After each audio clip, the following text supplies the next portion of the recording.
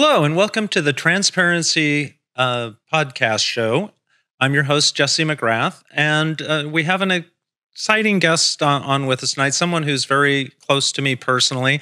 One of the things that I wanted to do as a host of a podcast is to put out positive stories of people who are trans and the positive things that come about through transitioning, and talking with people who are trans and getting their stories is one of the greatest ways to be able to show those positive stories. This is the Transparency Podcast Show. I am incredibly honored that my roommate, one of my best friends in the entire world, Allison Blaylock, has agreed to come on to the show with me. So welcome, Allison. Thank you. I appreciate being invited to come on to the show and the opportunity to speak with you and speak with all those who are out there. Hopefully there'll be more than one or two people who watch this, and we can actually, maybe inspire some folks and maybe change some minds of folks on what it's like to be trans. I definitely agree with you on that one. And I think that the aspect is when we have more open minds and we start to realize that there's more to us than what maybe social media or the media in general portrays, then they start to realize that, once again, we're just human. And I think we've been friends for about 9 years at this point, and I got to know you through Facebook. Yes. We met through social media, through Facebook, because I was living in Oklahoma at the time while you were living here in California, and I was there and just initially just met through, social media like usual. I met you because you were an activist and actively involved in the fighting for trans rights and helping other people who are trans. I think I got to know you because one of my friends, somebody who kind of inspired me early in my transition, who I had met through a website and then was friends on Facebook, and you helped her get her name changed in Oklahoma, and I think that's how I first became aware of you and started following you. Yes, I remember that because I was in Oklahoma. I was working with Freedom Oklahoma as a lobbyist and an activist, working against different LGBT bills, trans bills that were coming across. And at the time, in 2015, there were a record number of anti-LGBT and trans bills. At the time, there was 29 of them. And we long for the days that there were only 29 bills. That's what is so sad is that when you look at the record of 29 and it's like, oh, that's what we had to fight against. And we were successful in beating all 29 that year. And that's when we met our common friend. And I was like, oh yeah, this will take just a matter of, less than a day. I can go and get this all taken care of. Walked her through the process really quick. Unlike here in California, in Oklahoma, it's a little bit more of a process to go through and get some things changed or moved around, from having to deal with Social Security, having to go and work with Department of Motor Vehicles there. And yeah, there's just a lot of extra work, unlike there is here in California. And then I believe you were living in Oklahoma with your folks. No, I was living in Oklahoma where I had my house with my ex at the time, where I had moved back. I had moved to Oklahoma back in 2003, where I was married and was living there. And then I had left Oklahoma, moved down to Texas for a short period of time, moving in with my parents because, unfortunately, in Oklahoma and a lot of parts in the world and in the country, people don't really understand and recognize, being a trans individual, that we are just humans, and that, being somebody at the time who was educated, I could still provide a good job, a good opportunity to have the ability to work for companies, but it was very unsuccessful at finding those companies. Yeah, So I moved in with my parents. Yeah, and so we'll get into that in a little bit, but so that's how I first came in contact with you, and we became friends. And then when you moved to California, that's when we really got to start to know each other. So you're originally from California. Yes, born and raised in LA County. I was a Valley girl, born in the Valley, and moved from the San Fernando Valley out to Simi Valley. And then from Simi Valley, I moved up to the high desert where I graduated high school up in Quartz Hill. So you are a Valley girl. You're the San Fernando Valley, the Simi Valley, and the Antelope Valley. Exactly. Very Valley. And now you're in the Conejo Valley. I love the valleys. Oh, so you were involved in sports and such when you were growing up. You were quite the baseball player. Yes. I played baseball from the age of 5 all the way through until graduation of high school. And, it was something that I enjoyed. It was something that was, I would say, as my dad would say, is that it was a gift that was given to me. And the one thing that I learned about gifts is that if you don't work on them, they don't continue to be plentiful for you. And I stayed working on my gift, and I worked on it all year long. It wasn't a part-time type thing. I was year in, year out, day in, day out. So it was something that I worked on all the way through. And you were recruited to go into pro baseball, weren't you? There was a pro baseball contract that was offered, as well as a couple of D1 scholarships. And you didn't take them up on that offer. You did not use that talent to go into sports or college. Instead, you decided to do something even more incredible. Yes, I ended up going into the military. Kind of followed a family tradition. Both my mom's side and my dad's side of the family, we have a history of Marines. So I had entered into the delayed entry program when I was 17 years old, and I had joined the Marine Corps and went off to basic training or boot camp in September of 93. And from there, I served within the Marine Corps up through until December of 97. So you had some real experience during that period of time, because that was not a really peaceful period of time for Marines, was it? Well, the one thing about the Marine Corps that a lot of people don't understand is that unlike some branches of the military, we are utilized in different ways. We are deployed in different ways because we do not require an act of Congress to be deployed or to be held in certain areas for a period of time. We also can be attached to different federal agencies because of the fact that we are not required to have declarations of war and stuff like that. So we can be attached. We can also be used for peacekeeping opportunities in other countries. So we can be sent in for either a show of force or just generally for peacekeeping, or in other cases, asked to go and fight forest fires in places like Montana. So did you fight a fire in Montana? Yes. We were sent up to Montana to fight. There was a really big fire up through, it was in Montana, going in through, I think it was Idaho, Montana, Wyoming, all that. There was huge wildfire, went up and spent, it was like 2 weeks up there, pretty much just cutting down trees and shoveling dirt. And then you also saw a lot of service overseas. Yes. Where all were you stationed? Well, I was only stationed at Camp Pendleton, but I was Deployed. Asked to go on, as I like to say, government cruises. And we would go to different portions of the world. So I've been able to go to every continent minus Antarctica, which is still on my bucket list. So I've been to Africa. I've been to Asia. I've been to Europe. I've been to um, Australia, Central America, South America. South America. Not really allowed to go back to South America for the most part. Well, you've changed your name. They'll never know. I think my passport's probably still flagged.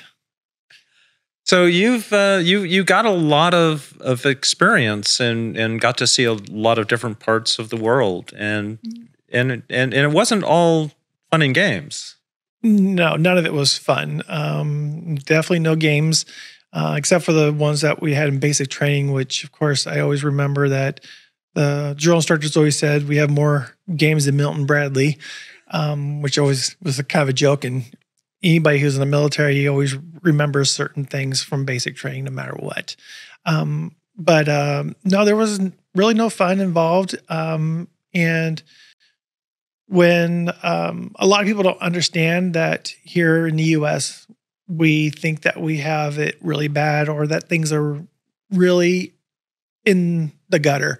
But what people don't realize is that when you do go to other countries and you see how a lot of those other countries are living or how people are surviving with the minimal aspects that they have, that it is not at all bad where we live at. And even when we look at our tent cities and things of that nature, that those are better than some of the living conditions that other people have to endure. Yes, and these are people who have jobs, people who are working, people who have families, and it is horrible that they are living in the conditions that they have to live in. And that's where at times where we've been sent in for peacekeeping, fighting against warlords or things of that nature to help these people get the aid that we were bringing in. And it could be aid as simple as just bringing in rice, beans, water, basic living supplies. Yeah, and I think that's one of the things that helps us connect is that we are both veterans, that people, in our general age groups, not a lot of people served in the military, unlike, prior years, especially like the 5 years before I turned 18 is when they basically stopped the draft for 4 years. So it wasn't like you had to go into the military, where a lot of folks did have to do that in previous times. So one of the things I think a lot of people don't understand is that trans individuals, as a percentage of the population, is very small, but as a percentage that has actively, done military service, it's far above the national average. Oh, yes. I mean, when you go through and you start realizing how many people who are identified under the trans umbrella and how many of those individuals have served in our military forces, there is a significant amount of those individuals. And when you look at the per capita, it's much, much higher than there is in any other demographic that's out there. And that's something I think people don't realize, and that, I think that they should. So after you got out of the military, what did you do? I did something I didn't think I'd ever do, which was leave California. I always thought I would live in California my entire life because born and raised California, loved the beach, loved the mountains and all that kind of stuff. I actually moved out to Dallas, Texas and sold cars, which was really kind of funny. Because I really didn't know what I wanted to do. I was just kind of lost and just trying to find something else to do that wasn't requiring having to dodge things, go running everywhere, pack a bag at the last second. Sold cars in Dallas for about 6 months and then had an opportunity to move to Georgia and sell cars there too, which is where I actually got into racing motorcycles. Oh. And when I got out there selling cars and racing motorcycles and enjoying the life of the adrenaline, which is something that I kept from the military. So you had to get that adrenaline fix somehow because you're so used to that kicking into your system and running on that. So you chose motorcycle racing. Yes. I started out in what was called club racing and doing super sport, and then eventually got into superbike, and eventually got licensed with AMA and was able to compete in 3 different AMA pro races. Of course, nowhere near competitive because not being a factory rider or anything like that kind of stuff, we don't get to be very competitive, but to be able to sit there on a track with the best in the United States and be able to go around tracks like Daytona, Indianapolis, things of that nature, and hitting 200 miles an hour on a track is mind-boggling. I can't imagine it. I mean, when I was a kid, I think in 75, my mom had a conference in Indianapolis, and we got to go to the speedway, and we got to go around the track in a rental car, which can be nowhere near. But I was just amazed at what it looked like. I could not imagine going around it at 200 miles an hour on 2 wheels. Yes, it is quite a different experience, and a lot of people don't realize that Indianapolis actually has 2 tracks. They have the oval, and then there's the basically like a road circuit that goes on into the midfield area, which a lot of people don't realize. And there's also a lot of times where you're not on 2 wheels; you might only be on 1. So that's always a fun thing, and you learn how to navigate a piece of machinery with 1 or 2 wheels in many different ways, but the adrenaline gets you. So how long did you stay in Georgia then, selling cars and racing, and did you then decide you wanted to go a little different track? So I stayed in Georgia and was doing that for about 2.5, almost 3 years. And then I met my future ex-wife, as I like to say it. And I moved back here to California, which is funny because she was here and I came back here and moved in with her, and we lived up in the Kern County, Bakersfield area. And that's when I decided to go back to school, started working on my degree in accounting. And so we lived here from 2001 till about 2003, which then Oklahoma called us, basically with job opportunities called us. So that's what took us to Oklahoma in 2003. Were you still racing when you moved back to California? I did do 2 races. However, she wasn't very excited over that part of my life and that experience. Something about watching a person crash and seeing a person sliding across pavement, tarmac, sand, gravel, that kind of stuff. It kind of scares people at times, even though it's the reason why we wear all the safety gear that we wear. But she really wasn't a fan of that. And so I literally hung up my leathers and called it quits. The things we do for love. Yes. So you went to Oklahoma, and where did you go to work? So I initially went out there and I got into the working with oil and gas, doing a little bit of accounting work while I was working on finishing up my degree in accounting. I finished getting my degree in accounting, got my bachelor's of science degree. Then I stayed with the oil companies, moved over, and in Oklahoma, it's very competitive with the oil companies and the gas companies. And so I went over to working with motor fuels, did taxes for motor fuel companies. And then the 2008 bubble hit, and a lot of stuff was happening, and the oil industry got hit really hard, as well as the motor fuel companies got hit really hard. So then I actually moved over to Arkansas and went to work for Tyson Foods and became a corporate buyer.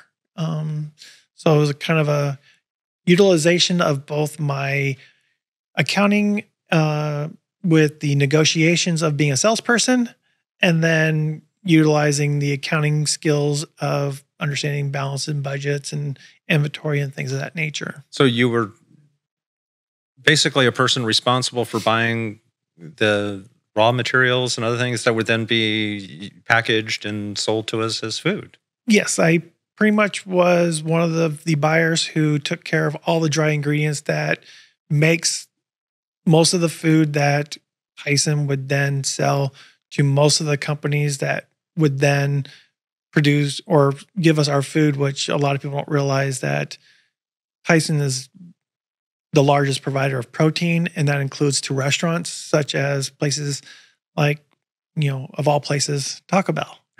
So it's not just the Tyson chicken nuggets that you see in the freezer section at Costco. They're supplying the chicken to Wendy's, to McDonald's, to different restaurant chains. Yes, restaurant chains to small mom and pop restaurants. They are selling them to hotel chains, to casinos. So they are a very large portion. And then eventually you moved from Tyson on to another buying position back in Oklahoma, and I got back into buying again, or I was still in buying, and I stayed buying with U.S. Foods, and then I moved from there over to Hertz as a analyst for procurement analyst, and that was kind of fun for a while.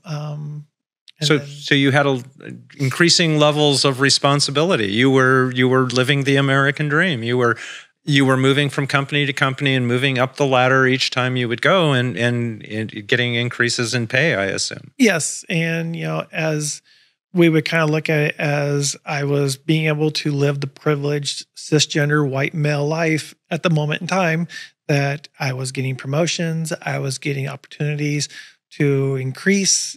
And I was not realizing how easy it was comparable to now, how quick I was able to move up the food chain and the corporate world, or almost pick a job at my choosing rather than how maybe things are today for me.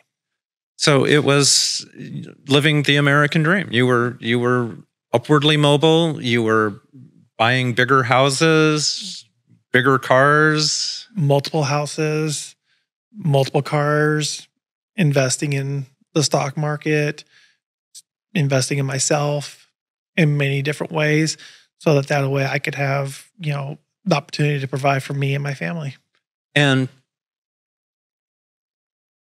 like me, being trans, were you able to keep that away? Were you able to keep it at bay? Yes. I mean, from everybody else, yes. Internally, no. I really had fought a lot of it. I had actually, while I was in Oklahoma, it was about 2005 when I went and saw a therapist for the first time and actually spoke to somebody, and they referred me to an endocrinologist, and I actually had started hormones for the very first time. But then I realized I could not continue forward with it because of what it would potentially do to my family. With the person I was married to and to her 2 children living in Oklahoma, I realized I could not move forward with this no more. So I stopped after about 5 months. Were you talking with your wife about this at that time? Did she know? No, nobody knew. This was strictly myself and going through and doing this kind of behind the scenes. And that's so frustrating and is so draining on you as a person that you have to hide this aspect of yourself from everyone, and it makes you feel that you're less than to a certain extent, because you feel bad about yourself that you can't share yourself and you can't be honest. And so did that have an effect?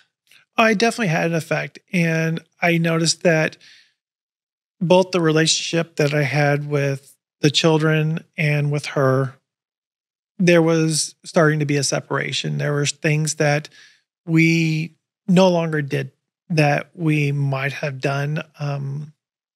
It wasn't that we were fighting with each other. It wasn't that we were having marital issues. It wasn't that we were having arguments or anything like that. It's just we were starting to grow apart because my brain, my needs and wants were going one direction where hers were going a different direction. So when did the final kind of break in keeping it hidden emerge? January 17th, 2015. It's amazing how we can remember, kind of exact dates on things in our transitions because they are so monumental and such a big part of who we are and part of our story. And what happened on that day? That's the day that my wife at the time asked for a divorce, and she said that, we needed to part ways, that our relationship wasn't going any further in the positive direction, and that we needed to go a different direction in our life. And I told her that, I had made an agreement to her and to our friends and family that I would stay with her through all levels. And so I told her, I said, if you want to make the commitment to end things, then you're the one who needs to file the paperwork. She did within a week. And at the time, she had no idea that you were trans. No, she did not have any idea that I was trans. And so that, at that point, I guess gave you a certain amount of freedom to change the direction of your life. Oh, I completely changed the ability.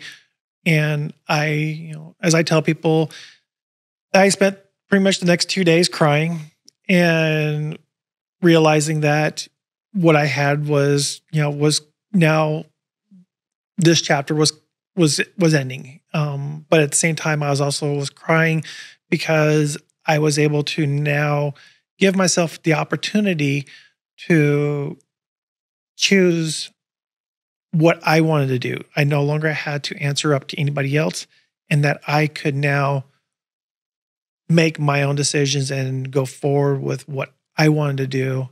And it was strictly my decision from this point forward. And at this time, you're making a lot of money. Yes. I mean, I'm making very good money. I'm doing very well for myself.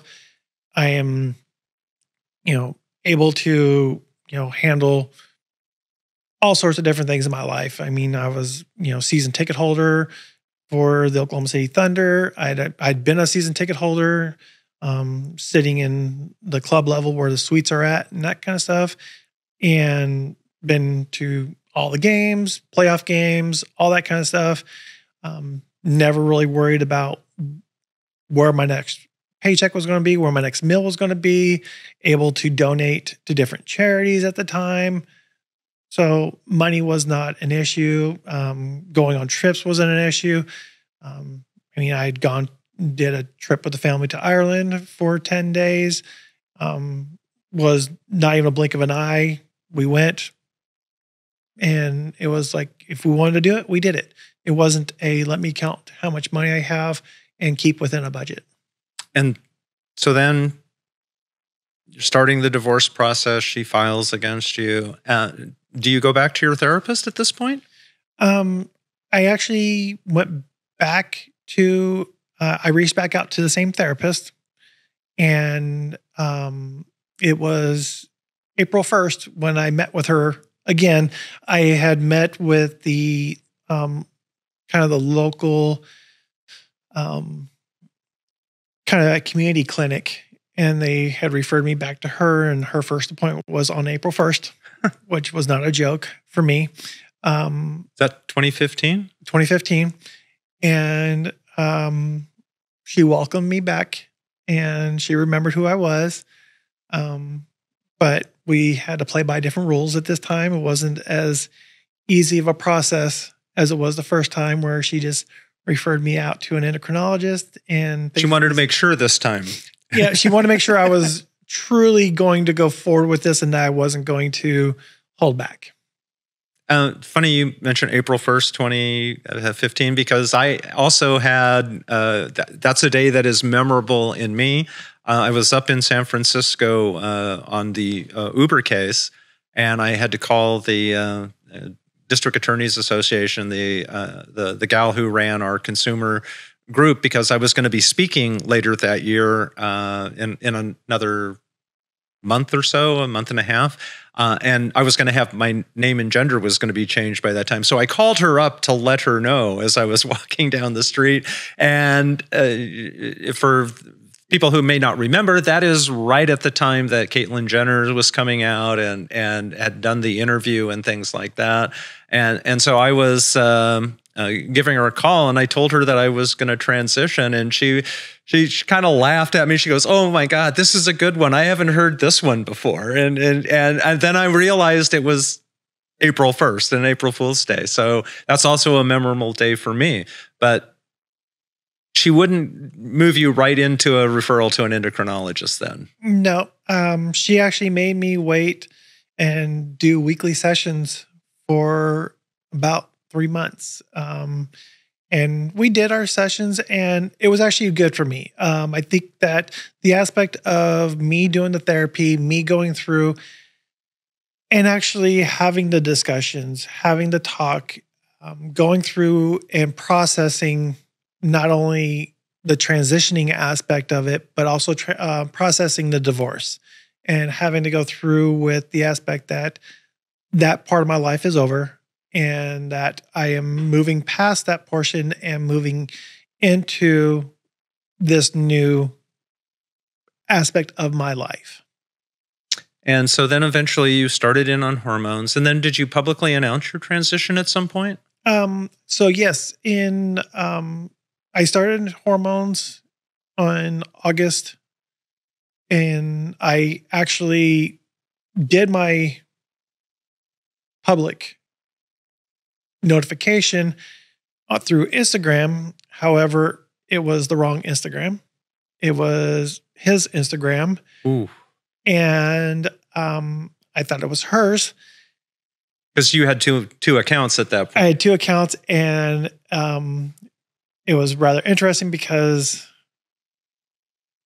someone had sent me a text asking me, "Is this real?" And I was like, "Who are you referring to? What's going on here?" And then my heart sank because I was getting my nails done when I made this post, and I was like, "Oh no!" And so I had to go through and kind of not necessarily delete it, but I hid the post, and I had to kind of make some conversations happen with some people and repost on hers, and then go forward and make the public aspect of it happen. And then had to make some other phone calls that I wanted to make because I needed the ability to let some people who are close to me know that may not have seen the social media side of it. And I wanted to let them know that we're living in the vicinity because I did not want to lose the ties to them in the area because they were friends that had been friends with mine for over 6-7 years already. So I wanted them to know and give them the opportunity to ask questions and to decide if they wanted to continue our friendship. And were you still with Hertz at this point? No, I wasn't with Hertz. I was actually with a home building company as a buyer for a home building company at this time. And it was not very long after that I found out what Oklahoma's right to work law really meant. Which is, you have no right to work if we don't want you to. Exactly. And that's when I realized that, it was going to be a little bit harder to hide who I was. And so, yeah. And I also realized at that time that it was a little bit harder to get employment as a person who identified as trans at that time.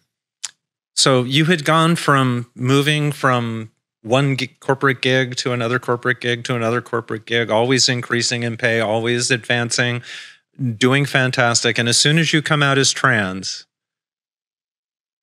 you can't get a job.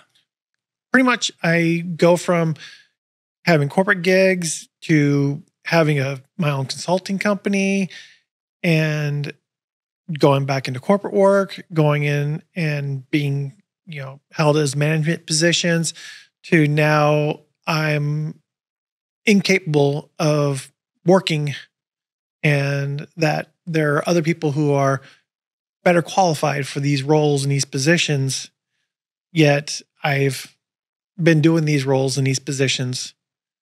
Much more experience than somebody else, but it's just because you're trans. Yes. I mean, they can't say that, but we all know. Well, I mean, they could technically have said that in Oklahoma because there was no laws against it.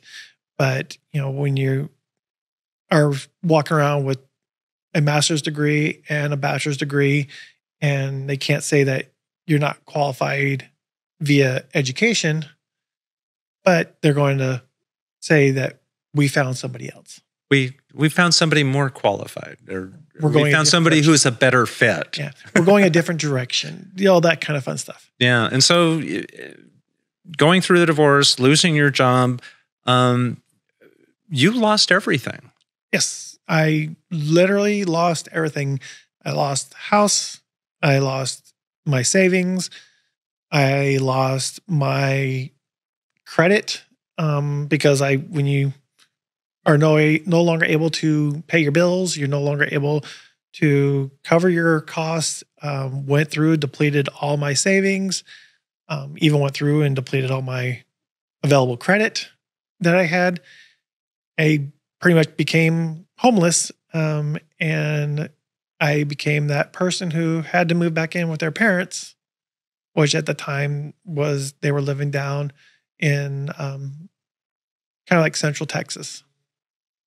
And so I think that's about the time I started really getting to know you. And then I found out you were coming back to California. Yes, I was going to be moving back to California. And I think it was right about the time when I was going to start making my journey to California, because we were driving my parents' vehicles back to California. Was about the same time you were getting ready to have one of your surgeries. Yeah, I had my bottom surgery in August, and I met you literally like a week or 2 weeks after I had my surgery. It was like one of the first people I actually got to see after my surgery. Yes, I remember that because we were. I come out and you were on your medical leave, and we met up and we went and had soup over at Soup Plantation. We had salad and soup over at Soup Plantation. Then we ended up going out to Zuma, which, we both were like, hey, let's go. And we hung out at Zuma for the day and just chatted and walked down the beach and walked back. And I think that your doctor probably would have got a little mad at you for realizing how much you walked that day, even though they said it was probably good for you to walk, but not that much. Walking in the sand a couple weeks after a major surgery like that was probably not the smartest thing to do, but it was definitely a fun day. And that's how we kind of started getting to know each other. Yes. We definitely got to really know each other. And we spent a lot of time that day kind of just really getting the ability to know who each other were in building deeper into that friendship. And so we hung out for a while. We did some things. We got some pictures. I don't know. Do you want to go through some of those now? This is my absolute favorite picture because this is from Zuma. And we went to Zuma, and we were going to do a bit of photography there. And so we saw this rock out there, and there were some waves kind of crashing over it a little bit. And Allison goes, "Oh, I'm going to go stand out on here." And so, we're sitting there, and I'm taking a couple of pictures, and then she goes, well, let's wait for a little bit bigger wave. And because we thought it was going to just like break over the rocks. And Allison's sitting there, and this huge wave comes, and it fully engulfs you. You kept that pose through the entire thing. Yes, and I believe there was like a maybe like 6 photos that you had taken with this, and it had a lead up all the way up to it where there was like the initial you're just standing there, and then it's like a little bit and a little bit, and then it overtakes you, and then it's gone, and you're just sitting there in the exact same pose. Yes, and after we're done, I was like, oh my gosh, I just sat there and we both were laughing about how I held that pose the entire time. And yes, we both went out that day, and we were just doing pictures at the beach. We both took out our cameras and just wanted to take pictures and just have fun at a day at Zuma.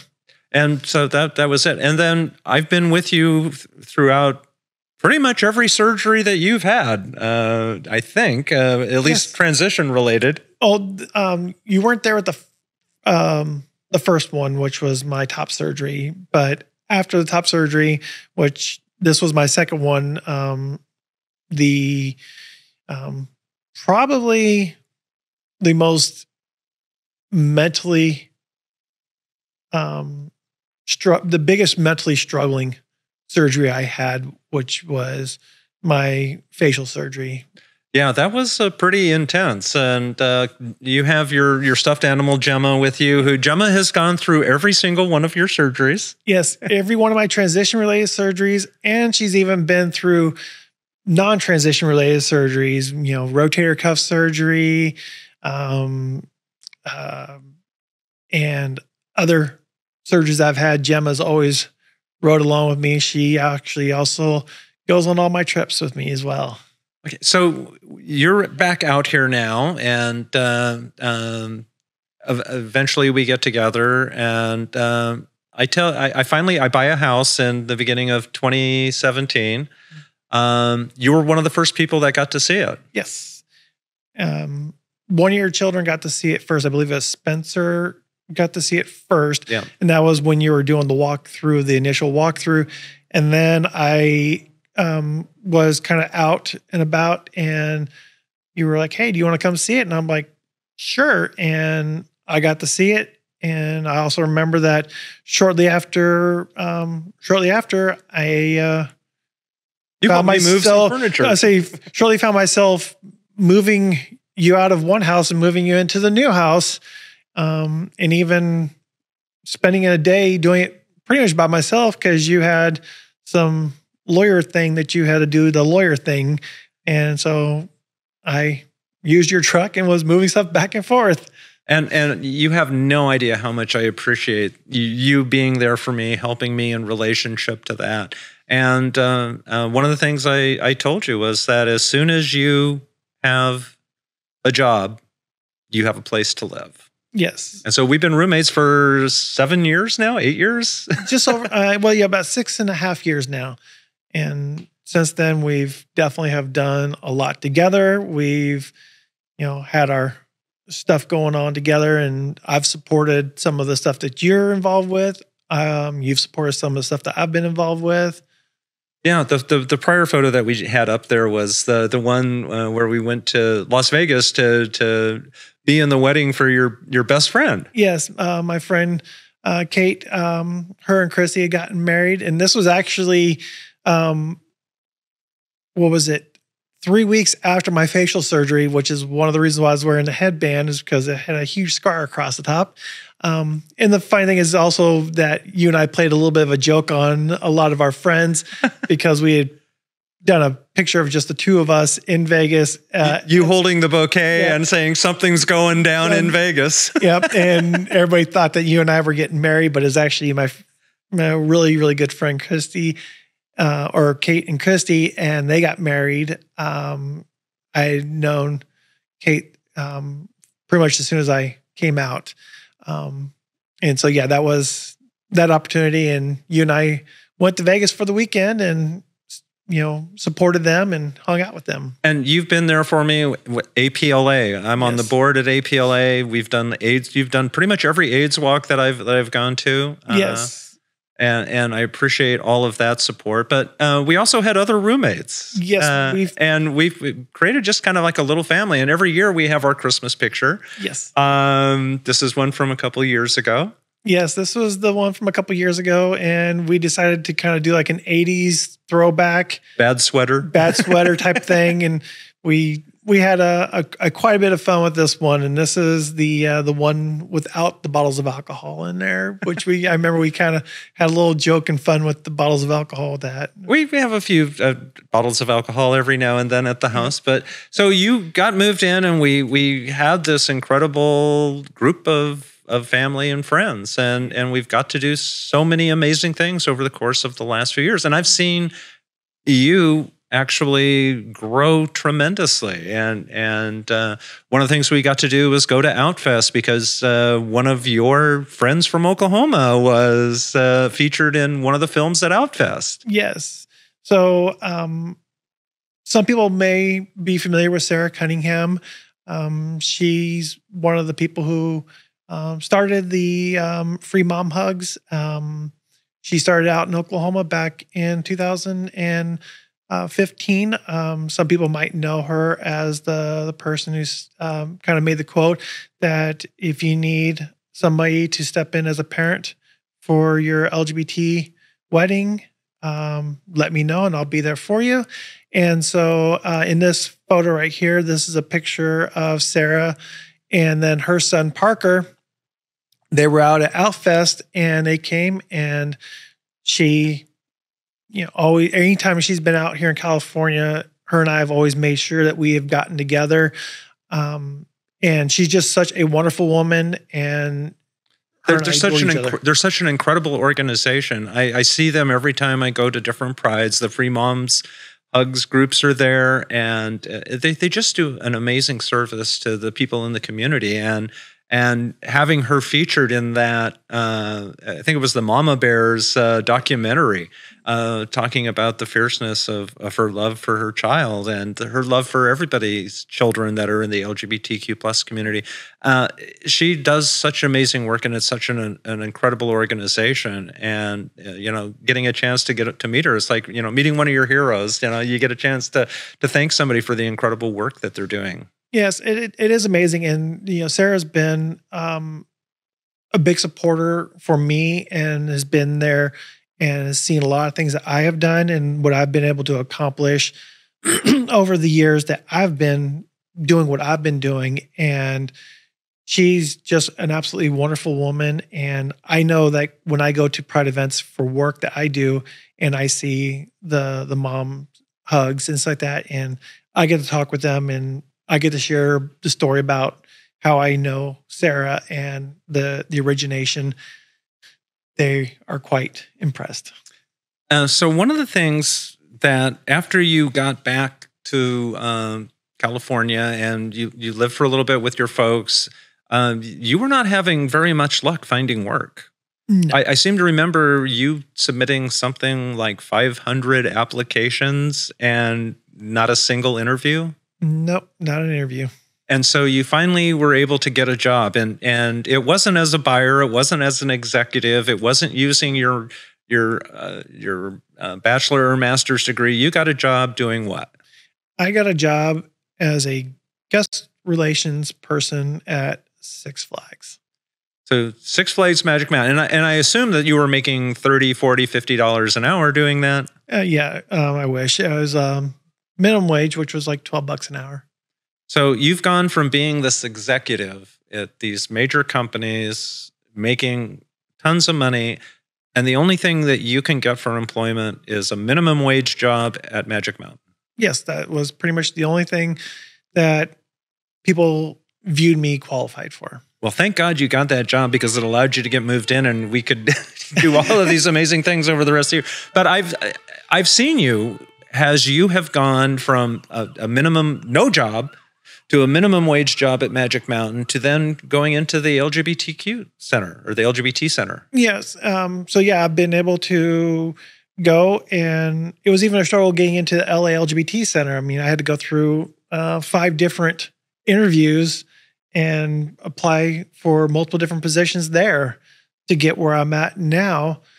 And it's been, I've now been working with them for a little bit over 6 years as well. And I've had the opportunity to work and be there for the LGBT community, the trans population. And, it's allowed me to really be able to smile again and be happy with who I am and really present myself as who I am again. And it's allowed you to also do a lot of your advocacy work. Yes. I definitely I'm able to do a lot of advocacy work. I'm able to get back out and do what I do, and use my voice and use my education that I have as far as my intellect and being able to properly discuss with other people in a positive way and not have the conversation where I'm bashing or talking negative. I'm having the good sit down conversations. And working there encouraged you to expand your education.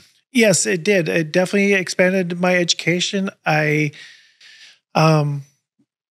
decided while I was during COVID, I'm actually one of those people who looks at COVID as a win.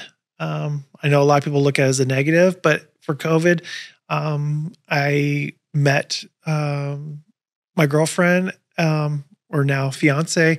Her and I met during COVID. I got to go back to school. Here's a picture of her and I together. There's Boo. Yeah, there's Boo. One of our adventures in Joshua Tree. We were out there having fun, just doing our thing, and always trying to find a new adventure to go on.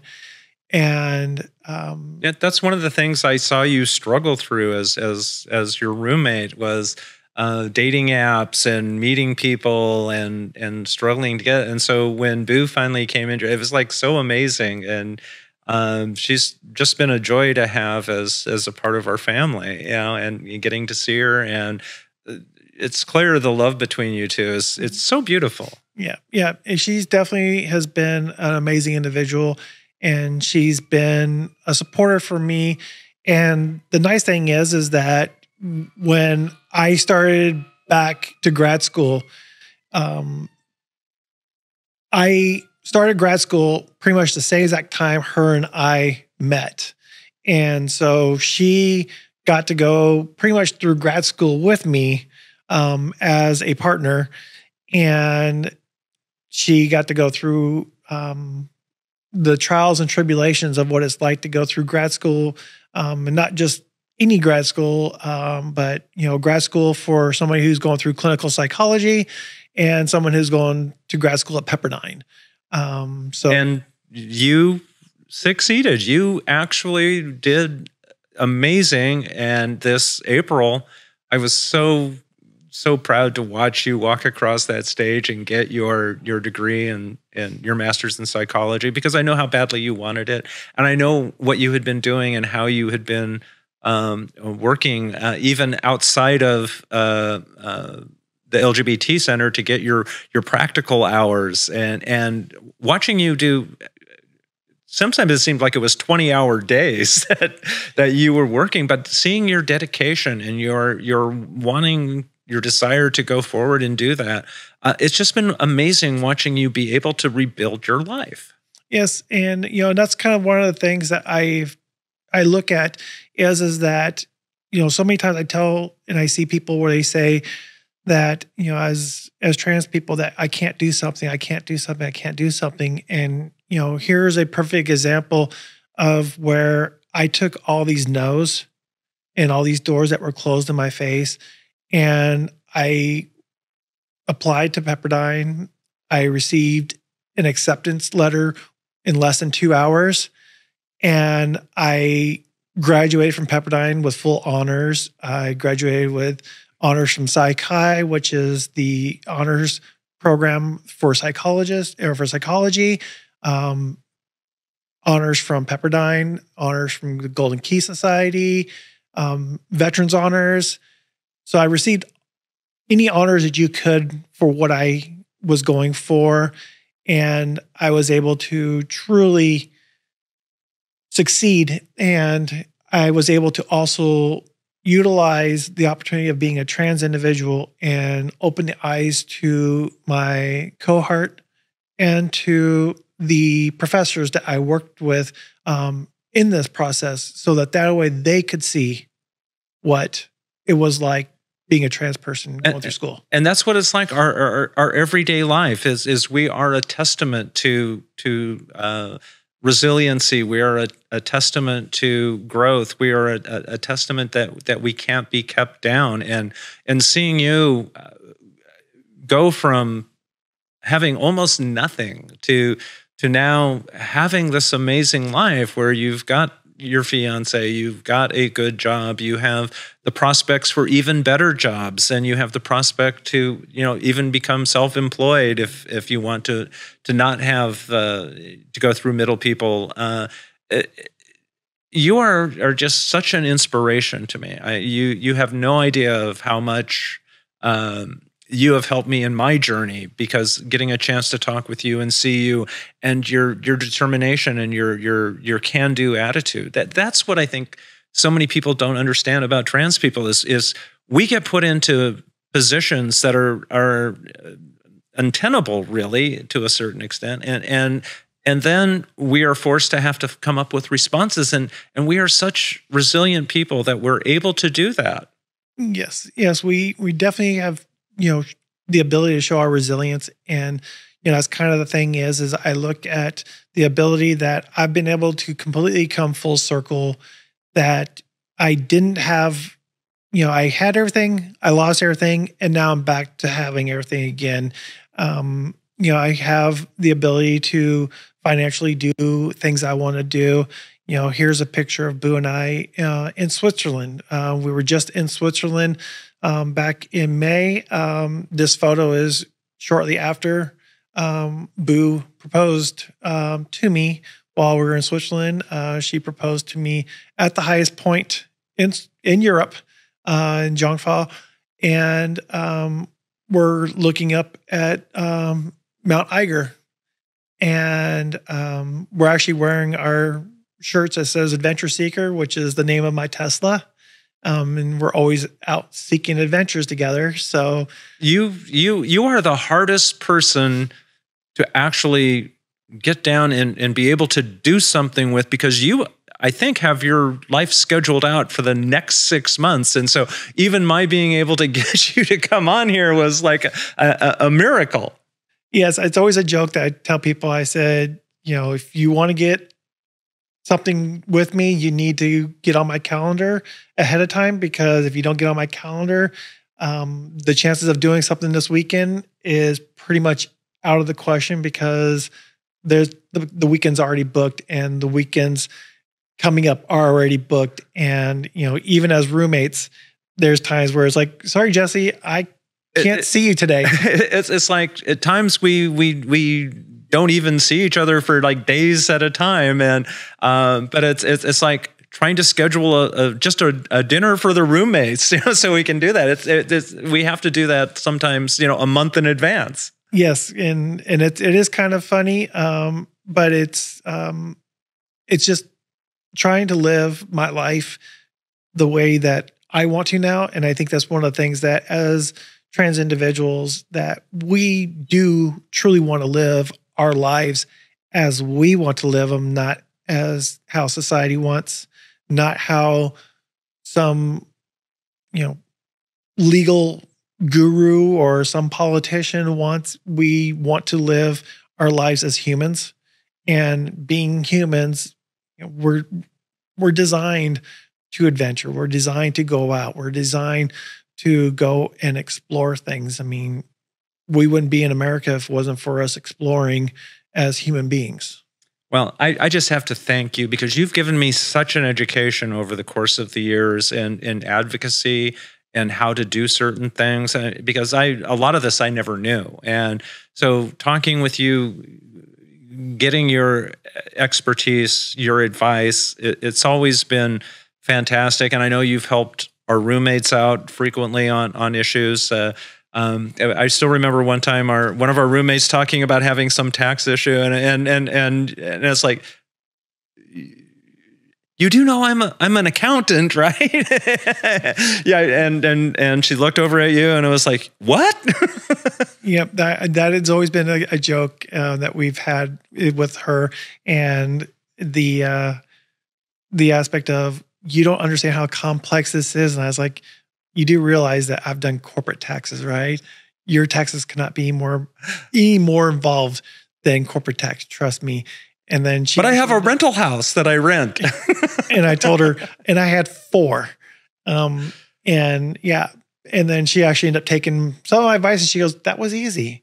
I was like, that's what we were trying to tell you. Yeah. So I know that we all appreciate everything that you've done in relationship for us and in our household and our family. So thank you for all of that. And thank you for coming on and talking with us today. Thank you. And I appreciate all that you have done for me as well. And, keeping my head held high and, pointing me in directions that I need to go in and kind of making sure that I stayed on track. Just those little things that you've done as well and reminding me of my opportunities for growth and giving me a little encouragement and, that support that has been needed at times, even though you may not have thought that you were supporting me, you definitely were supporting me.